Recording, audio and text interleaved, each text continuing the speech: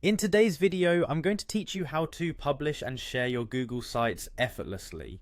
This process is straightforward and can be done quickly, allowing you to showcase your creative and informational content to a wider audience with just a few clicks. Let's dive in. First, you'll want to start by navigating to your Google Sites project. Once you're there, locate the Publish button, which is typically found in the top right corner of your screen. Clicking Publish is the initial step to making your site live for others to view. This will bring up a dialog box that helps you configure the publishing settings. Next, you'll need to define the web address for your site. This step is crucial as it creates a unique URL that others will use to access your content. Think carefully about the web address. It should be intuitive, easy to remember, and relevant to your site's content.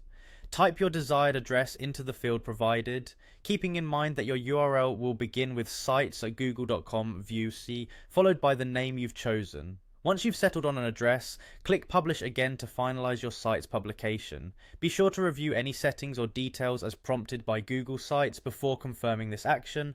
It ensures your site is ready and everything looks exactly how you want it before it is publicly available. With your site now live, you might be looking to share it directly with specific people. To do this, locate the Share icon, which is also at the top of your Google Sites page.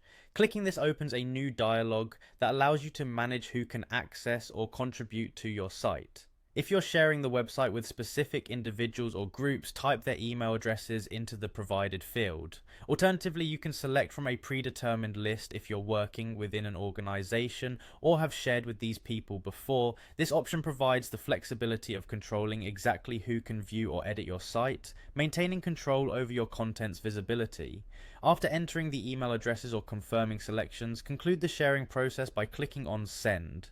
This action not only shares the link but also sends a notification to the recipients, informing them that they've been granted permission to view or collaborate on your project. And there you have it.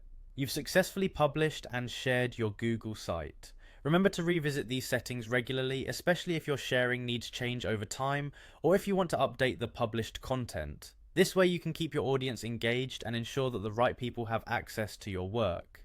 Thanks for watching and happy site building.